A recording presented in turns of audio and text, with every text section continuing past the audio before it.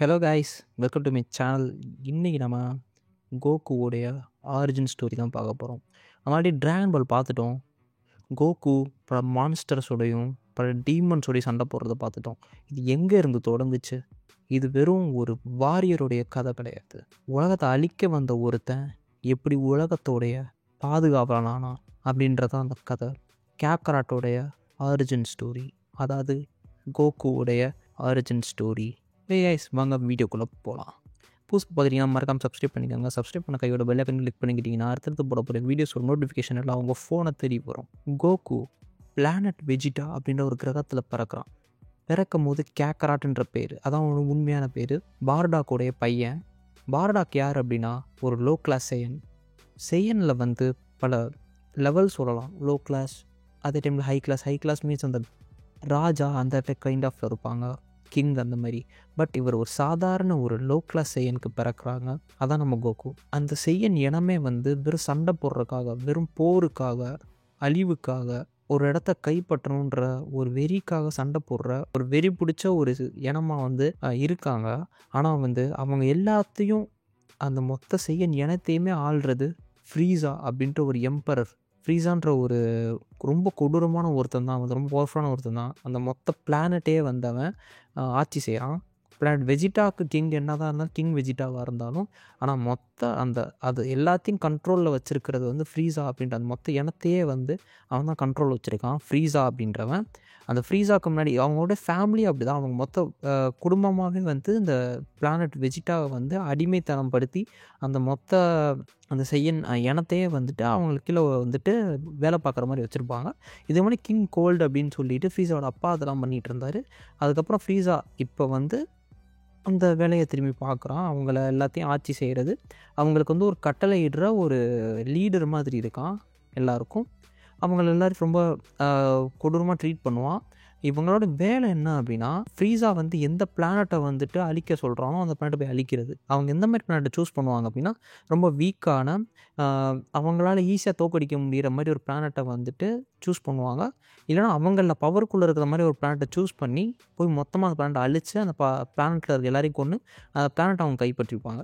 இல்லை அந்த பிளானட்டை மொத்தமாக அழிச்சிருவாங்க. இந்த மாதிரி தான் வந்துட்டு நடந்துகிட்டே இருக்கும். அவங்க வந்து ஜஸ்ட்டு செய்யன்ஸ் அப்படின்றவங்க சண்டைக்கு வந்துட்டு சண்டை போடணும்னு ஒரு வெறியோடு இருக்கிறவங்க, பவர் வேணும் அப்படின்னு சொல்லி பவரை சீக் பண்ணி வந்துட்டு ஒரு கைண்ட் ஆஃப் இனமாக தான் காமிச்சிருப்பாங்க. ஆனால் இங்கே என்ன பிரச்சனை வருதுன்னா, ஃப்ரீஸா ரொம்ப ஸ்ட்ராங்கானவன் தான், ரொம்ப பவர்ஃபுல்லானவன் தான். ஆனால் அவனுக்கு ஒரு பயம் வருது செய்யன்ஸை நினச்சி. ஏன்னா செய்யன்ஸ் வந்துட்டு ஒரு லெஜெண்ட், அதாவது வந்துட்டு நம்பிக்கை இருக்குல்ல செய்யன்ஸுக்கு. ஏன்னா வந்து சூப்பர் செய்யன்னு ஒருத்தன் வருவான். அந்த சூப்பர் செய்யன் வந்துட்டு ரொம்ப பவர்ஃபுல்லாக இருப்பான். இந்த எல்லா செய்யனுக்கும் ஒரு பாதுகாவலனாக இருப்பான். செய்யன் இனத்துக்கே ஒரு பாதுகாவலனாக இருப்பான். அவன் ரொம்ப ஒரு ரேரான டைமில் தான் வந்துட்டு வருவான். பர்டிகுலர் இந்த டைம் பீரியடுன்ற மாதிரி இருக்கும். அது என்னன்றதை நம்ம லேட்டராக சூப்பர் செய்யனை பற்றி டீட்டெயிலாக பார்க்கலாம்.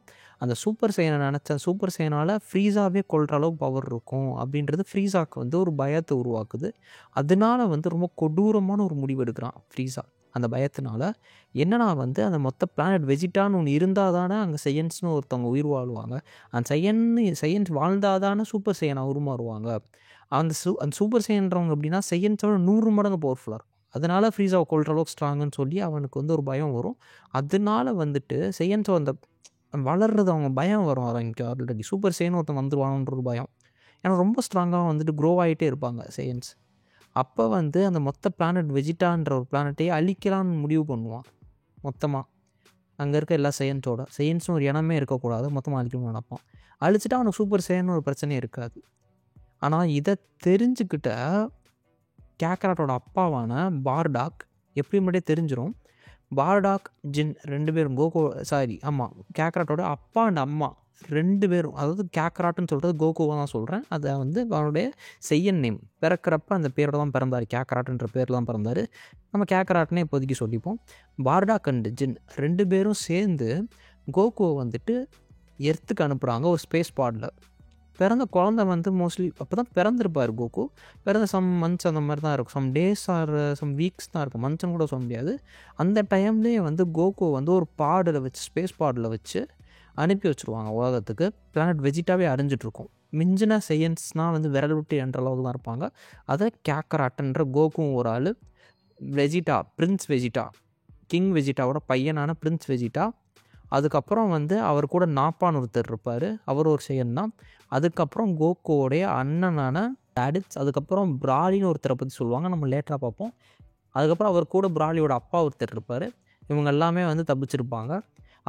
ஆனால் வந்து இப்போ நம்ம கோகுவை பற்றி மட்டும் ஃபுல்லாக பார்ப்போம். கோகு என்ன பண்ணுவார் அப்படின்னா, அந்த பாடுலேயே இருப்பார், ட்ராவல் பண்ணி எர்த்துக்கு போவார். அந்த பாடு வந்து எர்த்தில் கிராஷ் ஆகும். கேக்ராட் வந்து எர்த்தில் போய் விழுவார். விழுந்த கேக்ராட் வந்து ஒரு காட்டுக்குள்ளே கிடப்பார். அந்த காட்டுக்குள்ளே சத்தம் கேட்டு, அந்த குழந்தைகளுக்கு சத்தம் கேட்டு கிராண்ட்பா கோகான்னு ஒரு மார்ஷியல் ஆர்ட்ஸ் தெரிஞ்ச ஒருத்தர் வந்துட்டு, ஒரு மார்ஷியல் ஆர்டிஸ்ட் வந்துட்டு அப்போ கோகுவை வந்து காப்பாற்ற வருவார். கோகுவை வந்து எடுத்து அந்த குழந்தைய வந்து வளர்க்க ஆரம்பிப்பார். அப்போ அவனுக்கு வைக்கிற பேர் தான் வந்து கோகு. அது வரைக்கும் முன்னாடி வரைக்கும் கேக்ராட் தான். இவர் கிராண்ட்பா கோகான்னு வச்ச பேர் தான் கோகு.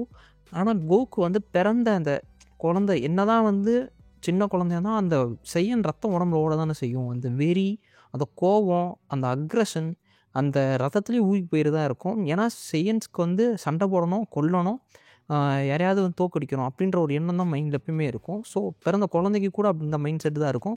1 வயசு 2 வயசு அந்த டைம் வரைக்கும் அப்படி தான் இருப்பார் கோகு. ஆனால் அப்போ என்ன ஆகுதுன்னா, சின்ன வயசு தலையில் அடிபட்டுருது அவருக்கு. எப்படின்னா வந்து இந்த மாதிரி சும்மா விளையாண்டுட்டு இருக்கும்போது அந்த கிராண்ட்பா கோகான் முதுகில் வந்து இருந்து ஒரு பையிலிருந்து விழுந்துருவார் கீழே. விழுந்து தலையில் அடிபட்டுரும்.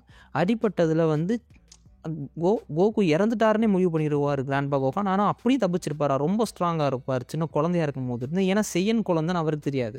அவன் ஒரு ஹியூமன் தான் வந்து கிராண்ட்பா கோகான் நினச்சிட்டு இருப்பார். நம்ம அப்பயே புரியும், நம்ம ட்ராகன் பால் பார்க்கும் போது இருந்தே புரியும், யார் அவன் மனுஷன் மாதிரி இல்லைடான்ற மாதிரி நம்மளுக்கு ஃபீல் வரும். அப்போ தான் தெரியும் உண்மையாக ஒரு மனுஷனே கிடையாது. ஏன்னா அவர் செய்யன், ஒரு ஏலியன்.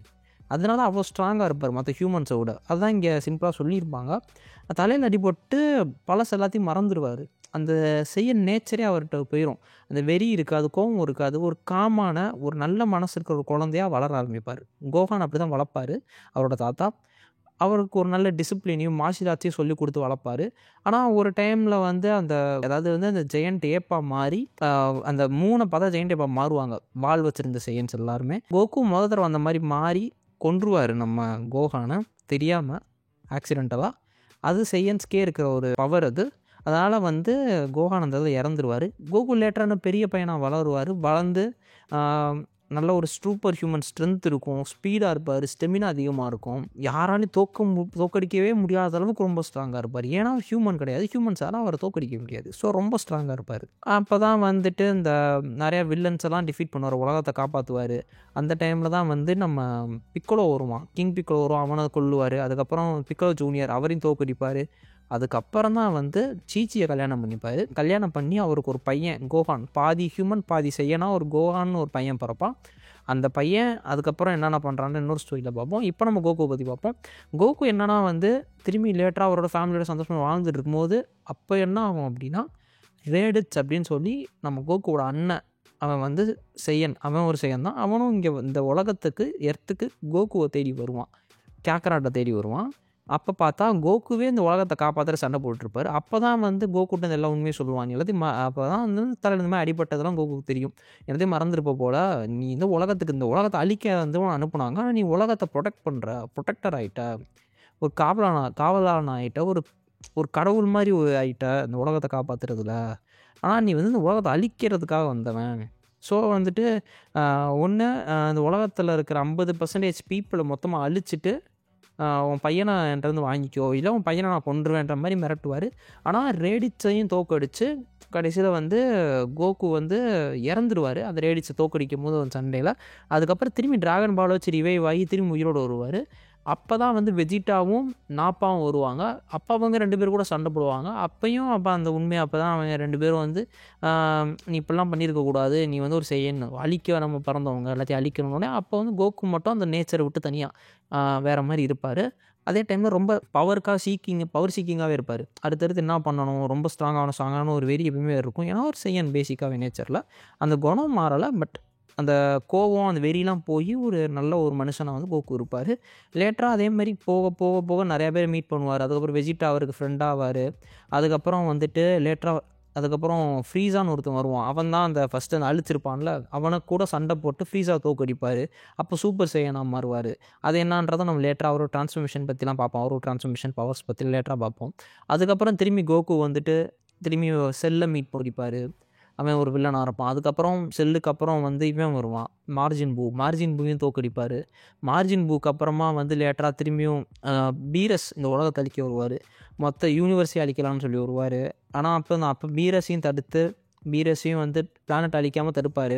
டோர்னமெண்ட் ஆஃப் பவர் அப்படின்னு ஒரு நடக்கும். அதில் வந்து ஜெயிக்கிற யூனிவர்ஸ் தான் வந்து சர்வைவ் ஆக முடியும் அப்படின்ற மாதிரி இருக்கும். அதை நடத்துனது ஜெனோ அப்படின்னு ஒருத்தவர் தான். ஜெனோன்னு சொல்லி கிராண்ட் மாஸ்டர்னு சொல்லுவாங்க. அவங்க தான் வந்து இந்த மொத்த எல்லா யூனிவர்ஸையும் மல்டிவர்ஸே வந்து ஒரு ரூலர் மாதிரி இருக்கலே ஸ்ட்ராங்கஸ்ட் பவர் இருக்கிற ஒரு பர்சன். அவங்க நடத்துகிற அந்த ஈவெண்ட்டை டோர்னமெண்ட் ஆஃப் பவரில் வந்துட்டு நம்ம கோகு சண்டை போட்டு அதில் வந்து அல்ட்ரா இன்ஸ்டிங்க்ட் அப்படின்னு ஒரு ஃபார்மை வந்து ரீச் பண்ணுவார். கடவுள்கள் மட்டும் வந்து யூஸ் பண்ணக்கூடிய ஒரு பவரை வந்து கோகு ஒரு சாதாரண இந்த இடத்துல தெரிஞ்சிருக்கும். சாதாரண ஒரு செய்யன், ஒரு சின்ன ஒரு பிளானட் அழிஞ்சு போன ஒரு பிளானட்லேருந்து தப்பிச்ச ஒரு செய்யன் வந்து இவ்வளோ தூரம் ஒரு உலகத்தை காப்பாற்றி யூனிவர்ஸை காப்பாற்றி மல்டிவர்ஸில் இருக்கிற மொத்த மல்டிவர்ஸையும் கடைசியில் காப்பாற்றுவார். அந்த லெவலில் வந்துட்டு ஒரு கேரக்டர் பில்டிங்கை சூப்பராக அந்த கோகு கேரக்டர் எடுத்துகிட்டு வந்திருப்பாங்க. எப்படி வந்து அந்த கடவுள்களால் அச்சீவ் பண்ண முடியாத ஒரு பவரை வந்து ஒரு மார்டல் உடம்பை வச்சுக்கிட்டு அழியக்கூடிய உடம்பை வச்சுக்கிட்டு அழியவே அழியாத ஒரு உடம்பு, அப்படிப்பட்ட இம்மார்ட்டலான காடு அச்சீவ் பண்ண வேண்டிய பவரை ஒரு அழியக்கூடிய உடம்பு இருக்கிற மார்டல் ஒருத்தன் அச்சீவ் பண்ணியிருக்கான். அப்படின்ற மாதிரி தான் இப்போ வரைக்கும் ஸ்டோரி முடிச்சிருக்காங்க. அதுக்கப்புறம் ஃபர்தராக காமிக்லேயும் இன்னும் வந்துட்டுருக்கு மாங்காவில். அது என்ன அப்படின்றது வந்துட்டு நம்ம மேபி லேட்டராக பார்க்கலாம். இப்போ வரைக்கும் கோகுவோட கதை இப்படி தான். யாரால அச்சீவே பண்ண முடியாத ஒரு ஃபார்ம் வரைக்கும் கோகு அடுத்தடுத்து அவரால் முடிஞ்ச அளவுக்கு அவரோடைய எக்ஸ்ட்ரீமை தாண்டி புஷ் பண்ணி அடுத்தடுத்த பவருக்கு அவர் மூவ் ஆகிறாரு. கோகுவை பொறுத்த வரைக்கும் சிம்பிளாக ஒரு கேரக்டரை சொல்லணும் அப்படின்னா எப்பயுமே ஒரு ஜாய்ஃபுல்லாக இருப்பார், ரொம்ப சந்தோஷமாக இருப்பார். அவர் பார்த்தாலே அப்படி ஒரு ஃபீல் தான் வரும். எப்பயுமே ஜாலியாக இருப்பார், சந்தோஷமாக இருப்பார். என்னன்னாலும் கிவ் அப்பே பண்ண மாட்டார். அடுத்தடுத்து எப்படியாவது ஏதாவது பண்ணி ஜெயிச்சு ஆகணும், அடுத்தடுத்த பவருக்கு போகணும், அடுத்தடுத்து அவரை வந்து ஸ்ட்ராங் ஆகிக்கணும், தனக்கு வந்து தனக்கும் பிரச்சனை வரக்கூடாது, தனக்கு சுற்றி இருக்கவங்களும் பிரச்சனை வரக்கூடாதுன்றதுக்காக அவரை வந்து ஸ்ட்ராங் ஆகிக்கிட்டே இருப்பார். சுற்றி இருக்கவங்களை ப்ரொடெக்ட் பண்ணணும் அப்படின்றதுக்காக அப்படி ஒரு சூப்பரான ஒரு கேரக்டரை வந்து கோகோ காமிச்சிருப்பாங்க. ஏதாவது மிஸ் பண்ணியிருந்தேன், ஏதாவது சொல்லலை அப்படின்னா கீழே கமெண்ட்டில் சொல்லுங்கள். இந்த மாதிரி வீடியோ போடுறது ஓகே நல்லா இருக்குது அப்படின்னா அதையும் வந்து கமெண்ட்டில் சொல்லுங்கள். லைக் பண்ணுங்கள், மறக்காமல் சப்ஸ்கிரைப் பண்ணிட்டு பக்கத்தில் பெல் கிளிக் பண்ணிக்கிட்டிங்கன்னா அடுத்தடுத்து போட போகிற வீடியோஸ் நோட்டிஃபிகேஷன்லாம் உங்கள் ஃபோனை தேடி வரும். Okay guys, by.